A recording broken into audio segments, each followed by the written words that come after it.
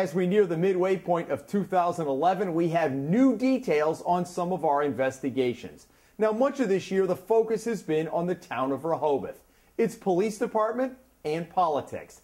And every week, it seems as if the story has taken a new twist. I have no comment. Why? 4 months of controversy swirling around Police Chief Stephen Enos culminated in April, when the embattled chief was suspended with pay and stripped of his gun, badge, car, computer, cell phone, and booted out of his office at the police station. Enos spent the next month working on a 30-page report rebutting charges leveled against him by his officers, and he's had several closed-door meetings with the selectmen. They are scheduled to meet again next month, but it's unlikely Enos will return to his job. Either way, the chief's contract expires in September.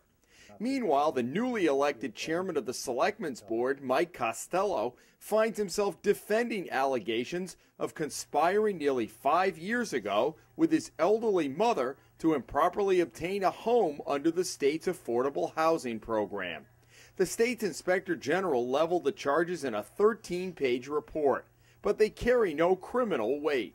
Costello, who has brushed off calls to step aside, says he has documentation to refute the charges, and so far no other agency has pursued the matter. In April, we reported that the 911 system in Rhode Island is chronically short-staffed, and that means hundreds of callers every week are being put on hold.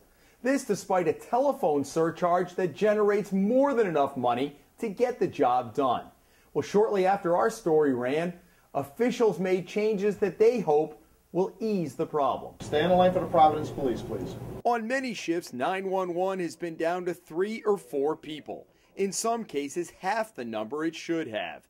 The state police major overseeing the system tells the Hummel report he's received authorization to hire 2 more 911 operators who should come on board this summer.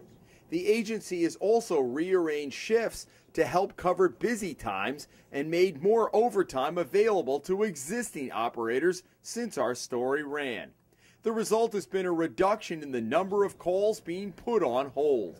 But with summer vacations now kicking in, officials are keeping a close eye on that call volume. Late last week, a major development in the North Kingstown wind turbine project that we first reported in January.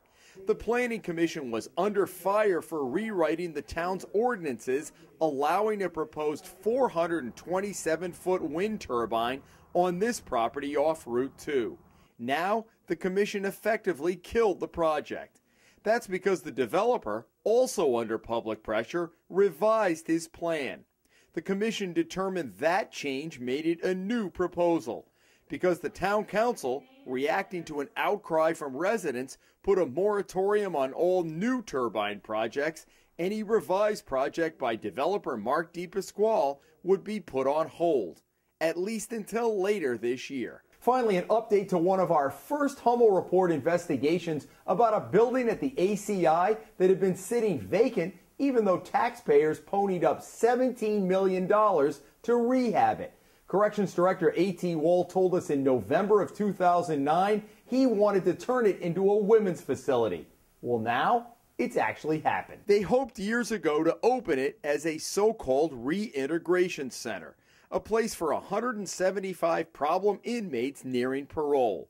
Despite $17.5 million taxpayer dollars in renovations, it never opened, for a variety of reasons. Earlier this year, hundreds of female inmates were finally transferred over from other facilities, including this crumbling building across the ACI complex.